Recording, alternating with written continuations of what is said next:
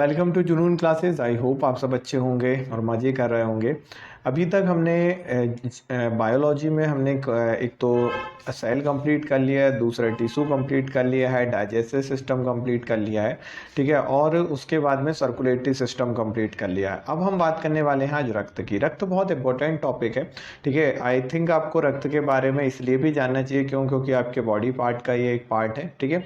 तो चलिए बिना किसी देरी के हम रक्त को स्टार्ट करें। हाँ, तो देखिएगा, अगर मैं ब्लड की अगर बात करूं, रक्त की अगर मैं बात करूं, ठीक है, खून की, तो पहले तो आपको ब्लड के बारे में ये पता होना चाहिए कि ब्लड एक टिश्यू है, जो कि मैंने प्रीवियस लेक्चर में भी आपको बताया हुआ है कि ब्लड क्या है भाई साहब, एक टिश्यू है।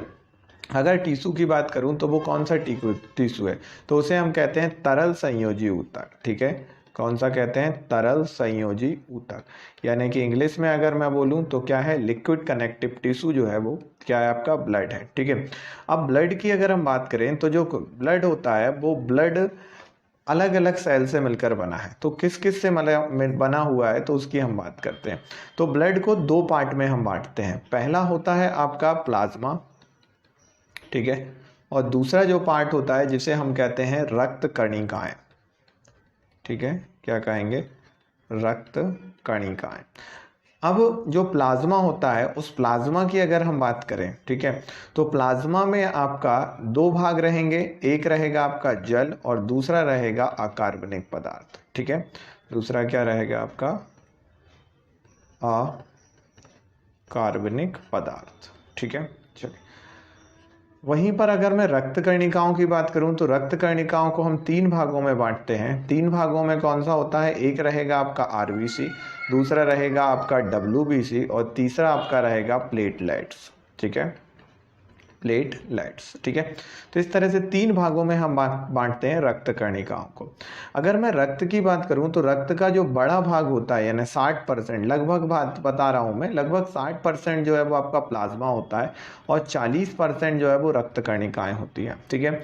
अब इस 60% में भी अगर बात करूं तो 60% में भी 90% जो भाग रहेगा वो जल का रहेगा, ठीक है, और 10% भाग जो है वो कार्बनिक और अकार्बनिक पदार्थ का रहेगा, ठीक है। वहीं पर अगर इस 40% रक्त कणिकाओं की अगर मैं बात करूं तो इस 40% रक्त कणिकाओं में 99% भाई साहब आपका रहेंगी आरबीसी, ठीक है। उसके बाद में डब्ल्यूबीसी जो है वो और प्लेटलेट्स, ये दोनों मिलकर सिर्फ 1% रहती है, ठीक है। तो आप ये तो समझ गए कि खून का हिसाब क्या है, ठीक है, कि खून के हिसाब में प्लाज्मा रहता है और रक्त कणिकाएं रहती हैं, ठीक है। अब ये कनेक्टिव टिश्यू है तो आखिर कनेक्ट किसको करता है? तो देखिए यहाँ पर जो कनेक्टिव टिश्यू है वो है प्लाज्मा, ठीक है। तो प्लाज्मा एक्चुअल में जो है वो रक्त कणिकाओं को, यानी कि डब्ल्यूबीसी, आरबीसी और प्लेटलेट्स को जोड़ के रखने का काम कौन करता है? आपका प्लाज्मा करता है, ठीक है। चलिए, अब हम बात करते हैं कि आखिर ये भाई साहब पाए कहाँ पर जाते हैं। चलिए, हम ये तो समझ गए हैं कि ये मिलेंगे आपको, लेकिन कहाँ मिलेंगे उनके बारे में भी जानकारी रहे तो बहुत अच्छी बात है। तो देखिए, आपने हड्डियां तो सुना ही है, ठीक है। हड्डी क्या है? एक खुद टिश्यू है ना। याद है आपको प्रीवियस लेक्चर में मैंने बताया था कि हड्डी और हड्डी को कौन जोड़ता है? कमेंट्स बॉक्स में जरूर बताइएगा कि हड्डी और हड्डी को कौन जोड़ता है, ठीक है। तो एक मैं बेहतरीन सी एक हड्डी बना लेता हूँ इस तरह से।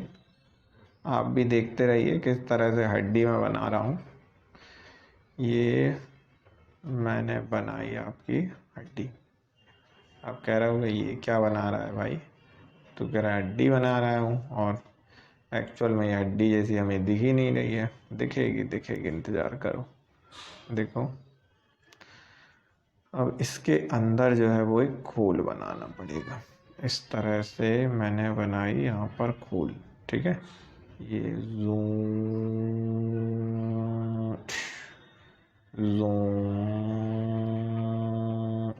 ठीक है। अब देखो भाई, ये जो हड्डी होती है ना, हड्डी खोखली होती है। अंदर से तुम देखोगे तो अंदर से ये बिल्कुल खोखली मिलेगी, यानी ये पूरा जो भाग है ना, ये पूरा भाग आपका ठोस है। और ये बीच में जो दिख रहा है ना, बीच में यहाँ पर ये छेद है, ठीक है। ये वाला जो पार्ट है इसमें छेद है। तो मैं इसको थोड़ा सा सॉलिड कर देता हूँ। पेंटिंग सही करते हैं ना अपन। देखो, ये मैंने सॉलिड कर दिया आपका, ठीक है। चलो, अब इस हड्डी के बीच की अगर मैं बात करूं तो इस हड्डी के बीच में आप यहाँ पर देखिएगा, यहाँ पर दो अलग अलग कलर में आपको चीज़ें दिखाई देंगी। एक तो यहाँ बीच में जो है वो पीले कलर की कुछ चीज़ें दिखाई देंगी, ठीक है, यहाँ पर ये। और दूसरा जो है वो आपको रेड कलर की चीज़ें यहाँ पर दिखाई देंगे। अब रेड तो इसमें दिख नहीं रहा है, मैं एक दूसरा कलर ले लेता हूँ, ये ले लेता हूँ, रेड जैसा ही है, ठीक है। यहाँ पर इस कोने में और इस कोने में, ठीक है। ये मैंने दो दो कलर लिए। अब ये सवाल है कि ये दो कलर मैंने लिए क्यों। देखिए यहाँ पर ये जो दो कलर की चीज़ें दिखाई दे रही हैं, इनको हम कहते हैं अस्थि मज्जा, यानी कि इन्हें हम कहते हैं बोन मैरो, ठीक है। और ये जो बीच में आपको छेद दिखाई दे रहा है, इसको कहेंगे मज्जा गुहा। क्या कहेंगे? मज्जा गुहा। तो ये क्या हो गया आपका? ये हो गया मज्जा गुहा, ठीक है। फिर उसके बाद में ये क्या हो गया आपका? ये हो गया आपका अस्थि मज्जा, ठीक है। अब अस्थि मज्जा भी दो तरह का है, ठीक है। तो दो तरह का कौन सा है? हाँ, तो ये जो कोने पर आपको दिखाई दे रहा है, इसको कहेंगे आप लाल अस्थि मज्जा, ठीक है। और ये जो बीच में है, ये किस तरह का दिख रहा है? पीला अस्थि मज्जा है, ठीक है, जो कि आपको दिखाई दे रहा है। ये अस्थि मज्जा है, ठीक है। और ये क्या है आपका? मज्जा गुहा। ये छेद जो है वो क्या है? मज्जा गुहा। अब जो लाल अस्थि मज्जा है, इस लाल अस्थि मज्जा में आपको मिलेगा आरबीसी, ठीक है। क्या मिलेगा? आरबीसी, रेड ब्लड सेल्स, ठीक है। और ये जो पीला अस्थि मज्जा है, इस पीला अस्थि मज्जा में क्या मिलेगा आपको? डब्ल्यूबीसी, ठीक है, वाइट ब्लड सेल्स, ठीक है। तो लाल अस्थि मज्जा में क्या मिलेगा? आरबीसी। और पीले अस्थि मज्जा में क्या मिलेगा आपको? डब्ल्यूबीसी, ठीक है। आई होप आपको ये तो पता चल गया कि कहाँ पर क्या मिलता है, ठीक है। चलिए, अब अगर हम बात करें सबसे पहले लाल रक्त कणिकाओं की, ठीक है, यानी कि आरबीसी की। तो लाल रक्त कणिकाओं की अगर मैं बात करूं तो कणिकाएं, ठीक है, हाँ। तो लाल रक्त कणिकाओं की बात करूं तो लाल रक्त कणिकाओं का जो जीवन काल होता है, उसका जीवन काल होता है 120 दिन, ठीक है। तो आप ये याद रखिएगा कि लाल रक्त कणिकाओं का जीवन काल कितना होता है? 120 दिन तक ये जिंदा रहती हैं, ठीक है। फिर इनकी मृत्यु कहाँ पर होती है? तो इनकी जो मृत्यु होती है, इनकी मृत्यु होती है प्लीहा में, ठीक है। अब ये सवाल ये है कि प्लीहा कहाँ पर होता है? तो जो लीवर होता है, लीवर में ही होता है प्लीहा, ठीक है। तो ये याद रखिएगा कि प्लीहा कहाँ पर पाया जाता है? तो प्लीहा जो है वो आपका लीवर में पाया जाता है, ठीक है।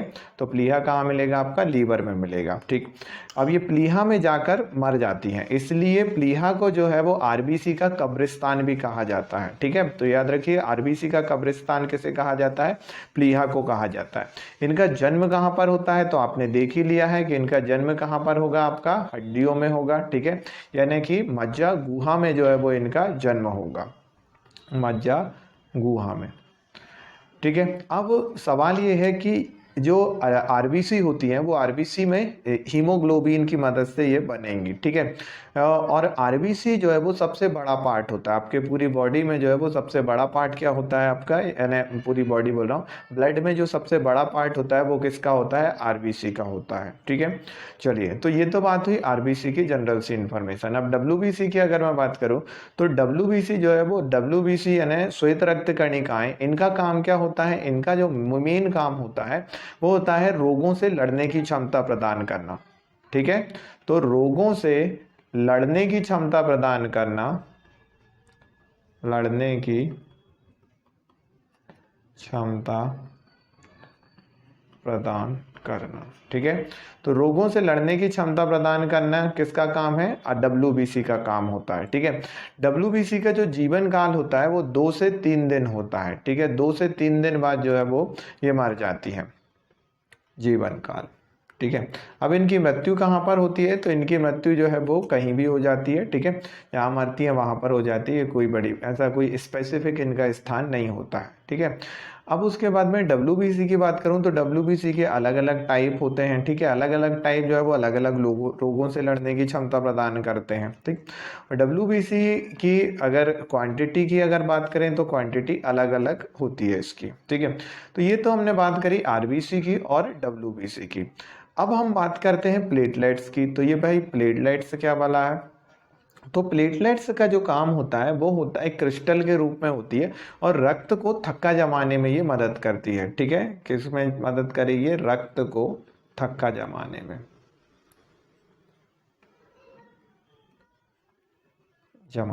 ठीक है।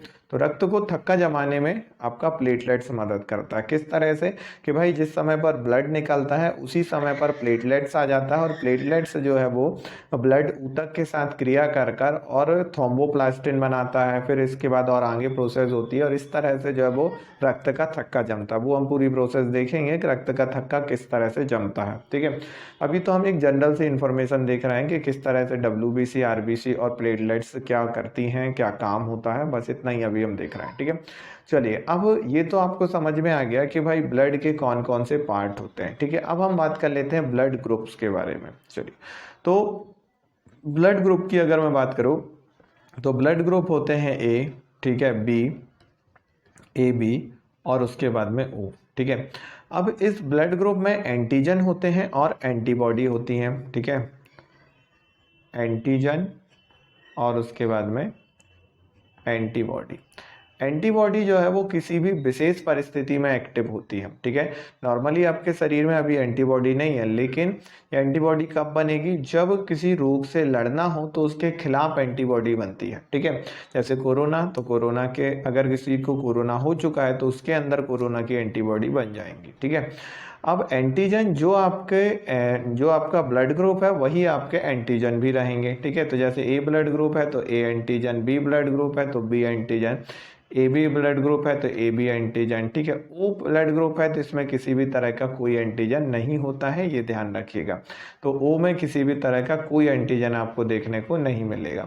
वहीं पर जो आपका एंटीजन है उसका जस्ट उल्टा एंटीबॉडी रहेंगी। ठीक है, तो A है तो उसका एंटीबॉडी क्या रहेंगी, B रहेंगी। अगर B है तो A रहेगी। ठीक है, AB है तो क्या रहेंगी आपकी, यहाँ पर ध्यान रखिएगा कि अगर आपकी AB है तो यहाँ पर किसी भी तरह की कोई एंटीबॉडी नहीं रहेगी, और O में कौन सी रहेगी, AB। ठीक है, तो ये क्वेश्चन पूछा जाता है किस में एंटीजन नहीं पाया जाता है, तो आप क्या कहेंगे कि O में जो है वो किसी भी तरह का एंटीजन नहीं पाया जाता है, किस में कोई भी एंटीबॉडी नहीं पाई जाती, तो आप क्या कहेंगे, AB में जो है वो किसी भी तरह की एंटीबॉडी नहीं पाई जाती है। ठीक है, तो आप ये तो समझ गए कि किस में कौन सा एंटीजन होता है और किस में कौन सी एंटीबॉडी होती है। ठीक है, अब हम बात करते हैं कि भाई आखिर कौन किसको ब्लड दे सकता है। ठीक है, तो देखते हैं। तो अगर मैं ब्लड A की बात करूँ, ठीक है, तो A की अगर मैं बात करूं, यानी जिसका ब्लड ग्रुप A है, ठीक है, A वाला किसको ब्लड दे सकता है और किससे ब्लड ले सकता है वो हम देखते हैं। तो जो A वाला व्यक्ति है वो A वाला व्यक्ति A को ब्लड दे सकता है। ठीक है, और AB को ब्लड दे सकता है। ठीक है, ये दे सकता है। ठीक है, और सवाल है ले किससे सकता है, ले सकता है तो किससे, तो ये A से ले सकता है और उसके बाद में O से ले सकता है। ठीक है, AB से ये ब्लड नहीं ले सकता, ध्यान रखिएगा। A से ले सकता है या O से ले सकता है। अब मैं B की बात करता हूँ, तो B जो है वो किसको ब्लड दे सकता है, तो B को दे सकता है और AB को दे सकता है। ले किससे सकता है, तो ये B से ले सकता है और O से ले सकता है। ठीक है, फिर उसके बाद मैं बात करूं AB, तो AB किसको ब्लड दे सकता है, तो AB को ही ब्लड दे सकता है। ले किससे सकता है, तो ये ले सकता है A से, ये B से, ठीक है, AB से और उसके बाद में O से। ठीक है, यानी कि सभी से ब्लड ले सकता है। ठीक है, फिर उसके बाद O जो है वो किसको ब्लड दे सकता है, तो A को दे सकता है, B को दे सकता है, AB को दे सकता है और O को दे सकता है। ले किससे सकता है, सिर्फ O से ले सकता है। इसलिए आप यहाँ पर ये बेहिचक बोल सकते हैं कि भाई साहब ये जो O है उसे हम क्या कह रहे हैं, वो सबको ब्लड दे रहा है, इसलिए हम कहेंगे ये क्या है, सर्वदाता है।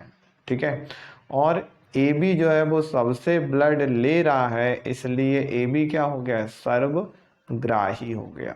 ठीक है, सबसे ब्लड लेने वाला क्या हो गया, सबसे ब्लड लेने वाला सर्वग्राही हो गया, और सबको ब्लड देने वाला क्या हो गया, सर्वदाता हो गया। ठीक है, अब आपको ये तो समझ में आ गया कि कौन किससे ब्लड ले सकता है, कौन किसको ब्लड दे सकता है। ठीक है, चलिए रक्त का अगला पार्ट हम अगले वीडियो में कंप्लीट करेंगे। आज के लिए इतना ही। ठीक है, तो चलिए मिलते हैं हम अगले वीडियो में। Thank you so much.